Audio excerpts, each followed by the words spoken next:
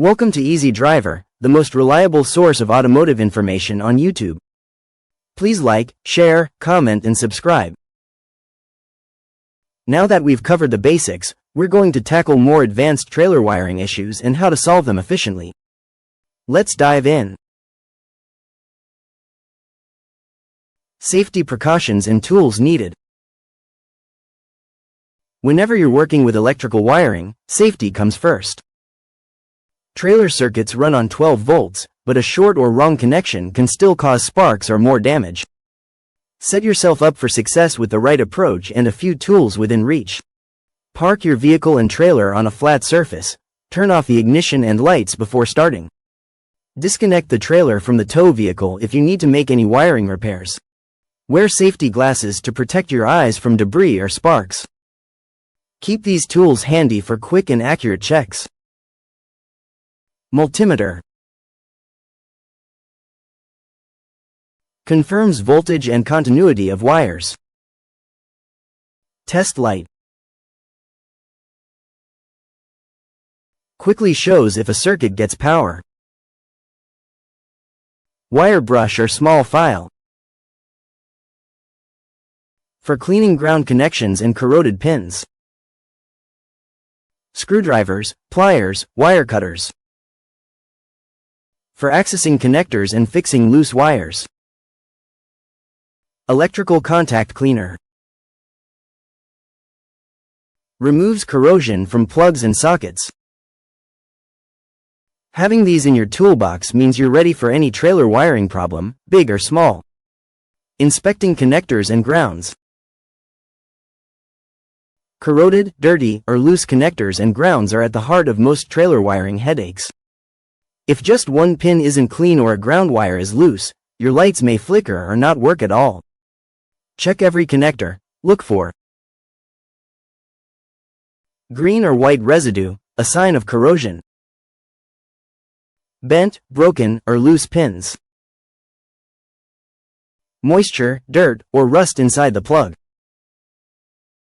Even a tiny bit of rust can break the flow of electricity. If you spot corrosion, scrub it off with a wire brush and apply a bit of dielectric grease to slow it from coming back. Make sure connectors fit snugly. Loose plugs and sockets can cause signals to cut in and out whenever you hit a bump. Ground connections deserve extra attention. The white wire is usually your trailer ground, and it needs to be tightly fastened to bare, clean metal on the trailer's frame. No paint, rust, or debris in the way. Even if everything else looks good, a bad ground will block every light and signal. Testing individual circuits. Once connectors and grounds look good, test each lighting or brake circuit one by one. Accurate diagnosis starts here, and you only need a test light or multimeter. Here's a surefire way to check your circuits. Plug the trailer into your tow vehicle. Use a test light to probe each pin at the trailer plug as someone activates the lights or signals in the vehicle. The test light should glow when power is present. If not, move your probe back to the vehicle plug. If the vehicle sends power but the trailer doesn't, you know the issue is in the trailer wiring. For a more precise check, set your multimeter to DC volts and probe the same way as above. A healthy circuit will read near 12 volts. To check for broken or cut wires, switch your multimeter to continuity mode. Disconnect both ends of the suspect wire, then attach one probe to each end. The meter should beep or show zero resistance. If not, the wire is likely broken or corroded inside the insulation. By checking each wire this way, you can isolate breaks or shorts before replacing any parts.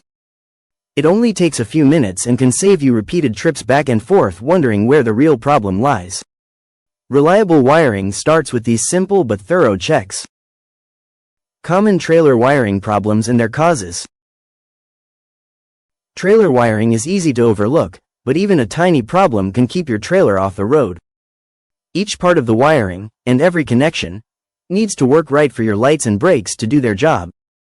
Here's a look at the most common wiring issues that leave trailer lights dark or signals acting strange. Corroded or damaged connectors. Connectors take the brunt of the weather, road salt, and grime. When these plug ends corrode, electricity can't flow the way it should. You might notice your trailer lights flicker, go dim, or not work at all, sometimes just on one side or for a specific function like turning. Corrosion shows up as green or white powder on the metal pins, bent, dirty, or broken connectors, hard to plug or loose fitting ends. Moisture sneaks in each time you hitch up in the rain or back into a lake with a boat trailer. As the metal corrodes, connections get worse.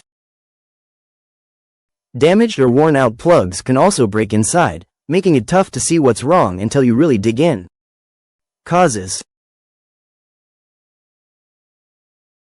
water and road chemicals getting inside plugs,